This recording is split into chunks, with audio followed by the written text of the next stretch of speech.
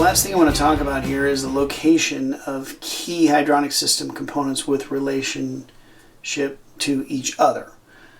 And the four components that I want to talk about are the pump, the air separator, the expansion tank, and finally the fill valve. So let's start off with that pump and let's talk about what some possibilities would be for us. Let's say we were pumping into the boiler or pumping away from the boiler. Which scenario is more optimum? Well, let's look at how it affects things. Let's go ahead and pump into this boiler and see how it's going to impact us. I'm going to put a 30-pound relief valve on here, as we had before.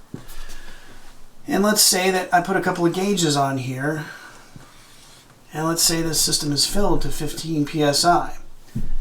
Alright, and I'll tell you what, I'm going to put a PRV makeup valve right here as well, and that thing is going to be set at 15 pounds. Okay, so that gauge is at 15. Let's say that this pump is capable of putting out 20 pounds of pressure. So when I kick this pump on, I'll take and add my pressure to the suction pressure, my delta P pressure to my suction pressure. So that'll give me 35 pounds here on this gauge. Well, right out of the gate here, we've got a problem here because now I have 35 pounds of the discharge of my pump pumping into a 30-pound relief valve. That relief valve is blowing, and guess what? Remember our earlier scenario where we had set up the expansion tank so that it could go from 15-pound fill to a 25-pound maximum pressure?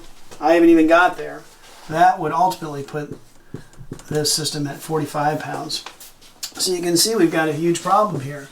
This relief valve versus the pressure that I would end up at is going to cause us a lot of problem. Well, let's look at pumping away and see how that will play out and if we can make that work. So if I get my schematic going here, there's my boiler, and I'll set my pump up here, and I'm going to put pressure gauges here and pressure gauges here. This one's going to be 15, 20 pounds of delta P. That gives me 35. What happens now is this pressure is going to get dissipated around the system as I come back around. I'll land back at 15. All right, now when the system heats up, here's my 30-pound relief valve here.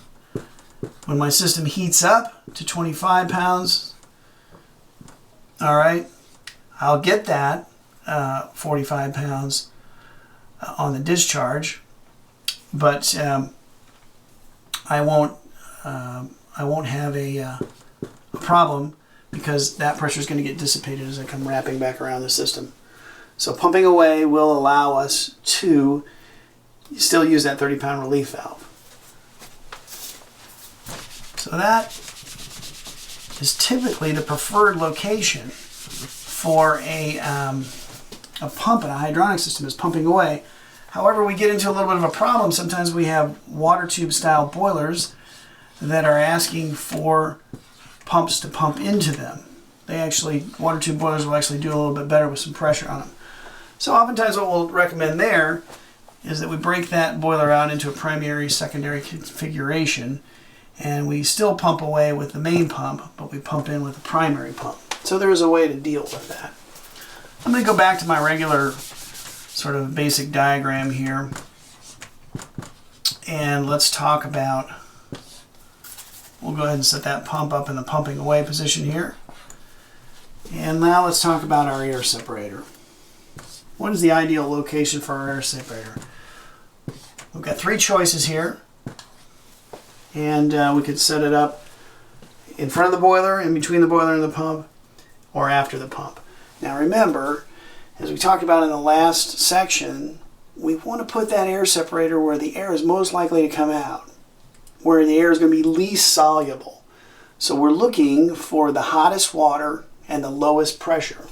So of these three spots here, which one gives us that? Well, after the boiler is going to be the hottest water, right? So that would eliminate this one. And before the pump would certainly be better than after the pump in terms of keeping the pressure low. So our ideal location for our air separator is always going to be in between the boiler and the pump. So that's the ideal spot.